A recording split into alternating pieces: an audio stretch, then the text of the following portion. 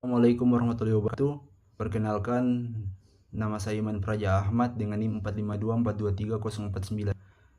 Pada kesempatan kali ini, izinkan saya membahas sebuah topik terkait sifat fisik dan kimia minyak bumi dengan dosen pengampu Dr. Aang Panji Permana, STMT.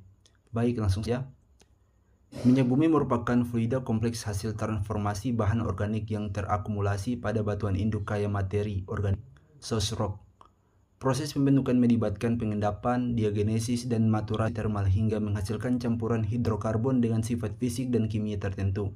Faktor geologi seperti tekanan, litostatik, temperatur geotermal, dan lama waktu pematangan menentukan posisi akhir fluida tersebut.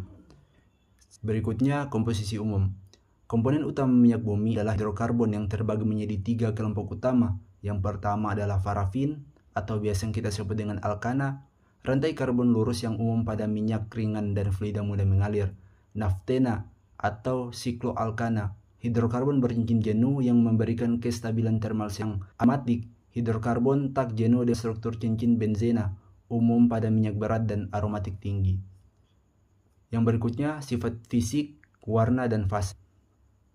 Secara geologis, warna minyak berkorelasi dengan tingkat kematangan dan kandungan aspaltena.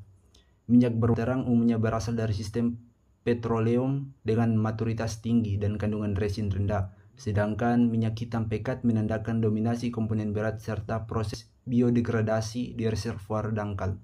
Fase fluida, gas, cair, atau padat ditentukan oleh kondisi tekanan dan temperatur dalam sistem reservoir.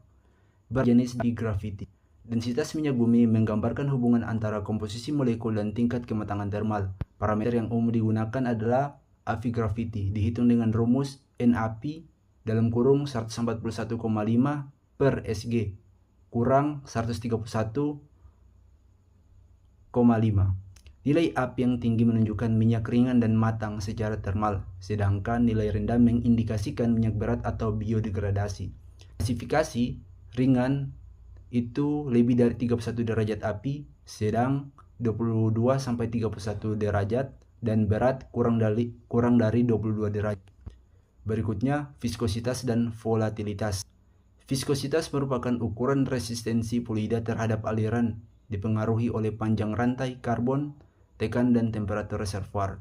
Dalam konteks geologi reservoir, minyak dengan viskositas tinggi menunjukkan karakteristik fluida umumnya terakumulasi pada sistem dengan temperatur rendah atau mengalami degradasi bakteri. Volatilitas berkaitan dengan kemampuan fraksi ringan untuk menguap, mencerminkan kandungan hidrokarbon rantai pendek dan kondisi pembentukan kedalaman yang lebih besar.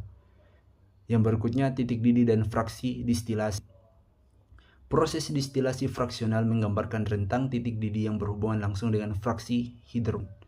Gas dalam kurung Ca1 sampai Ca4, fase gas pada kedalaman reservoir tinggi. Nafta Ca5 sampai Ca10, fraksi ringan berperan sebagai bensin.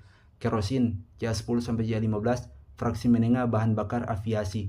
Diesel Ca15 sampai Ca20, fraksi berat dengan viskositas tinggi. Residu lebih dari Ca20, aspal dan lilin parafin.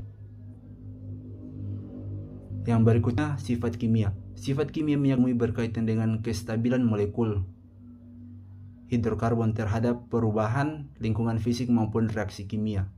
Reaksi utama yang terjadi meliputi oksidasi, menyebabkan penurunan kualitas minyak melalui pembentukan resin dan aspaltena.